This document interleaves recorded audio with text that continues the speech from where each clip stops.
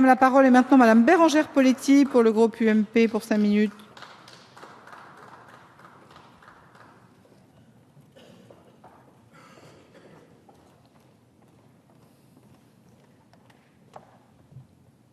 Merci Madame la Présidente, Madame la Ministre, Madame la Présidente de la Commission, Mesdames les rapporteurs, chers collègues. Force est de constater, malheureusement, que notre pays peut et doit progresser en matière de protection de l'enfant. Malgré des textes, notamment celui de 2007, clairement positionnés dans une analyse objective des difficultés et dans une volonté de réforme, les dysfonctionnements persistent et ce sont tristement des actualités morbides qui les mettent en lumière.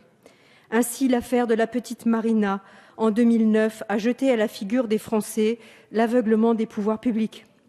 2 enfants meurent encore chaque semaine dans notre pays de mauvais traitements infligés au sein de leur milieu familial. 100 000 enfants seraient en danger et parmi eux, 20 000 seraient à proprement parler maltraités. Je cite là la rapporteure dans son introduction.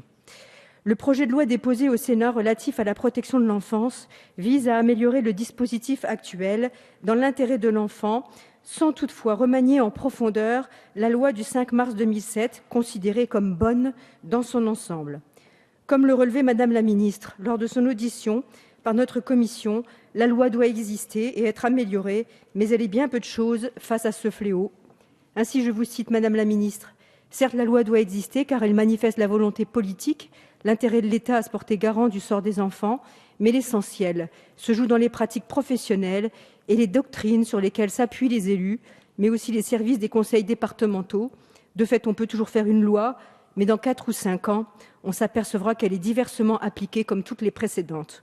Je partage votre analyse.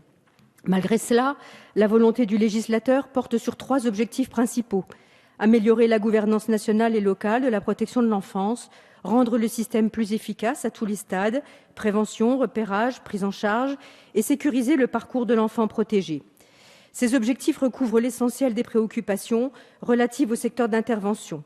Toutefois, au-delà de ces principes affichés, le contenu des différentes propositions semble assez loin des ambitions initialement évoquées.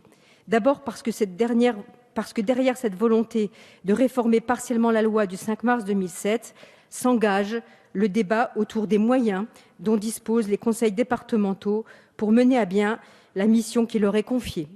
Dans un contexte où l'État diminue ses contributions au bénéfice des collectivités et ne compense que partiellement les dépenses liées aux solidarités, la volonté d'améliorer le fonctionnement du secteur peut paraître comme une injonction paradoxale. Comment, en effet, proposer un accompagnement aux familles quand les départements n'ont pas les moyens de proposer mieux aux enfants confiés et à leurs familles, alors même que le nombre de mesures d'assistance éducative augmente?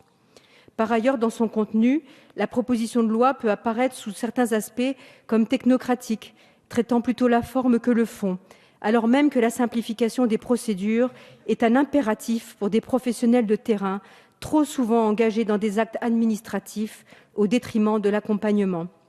Ainsi, ce manque de moyens se manifeste au niveau de l'encadrement. Dans les faits, dans les Ardennes, on ne comptabilise qu'un adulte encadrant pour 35 enfants, une dynamique de dépenses en nette accélération, des besoins de plus en plus importants, y compris au niveau de l'accueil des mineurs isolés étrangers. Bien sûr, tout cela dans un contexte de baisse des dotations des collectivités territoriales. À titre d'exemple, c'est près de 4 millions d'euros annuels de baisse pour le seul conseil départemental des Ardennes. Les bonnes intentions sont louables, mais on ne peut que les cautionner et les encourager. Mais il faut aller au-delà et accorder aux conseils départementaux les moyens dont ils ont besoin de manière vitale pour assurer leur mission et être au rendez-vous et appliquer ce qu'il y a déjà dans la loi, comme les projets pour l'enfant. Ainsi, on peut saluer évidemment les améliorations proposées par ce texte qui déclencheront mon vote d'adhésion, mais regretter en même temps que chaque nouveauté, parfois coûteuse, n'entraîne pas les compensations financières qui vont avec. Le Sénat a supprimé quelques dispositifs du texte initial, les considérant comme complexes, coûteux ou superposant des dispositifs déjà existants. Le texte étudié aujourd'hui cherche légitimement à supprimer des handicaps qui entravent la mise en place d'une bonne pratique politique de la protection de l'enfance.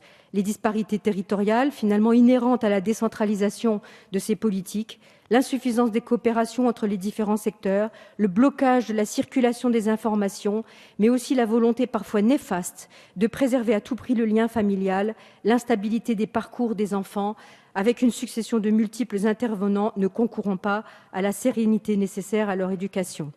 L'insuffisance de la formation des professionnels et le manque d'implication d'un acteur majeur, qui est le médecin traitant, constituent également des sujets clés et restent malgré ce texte, des terrains à défricher.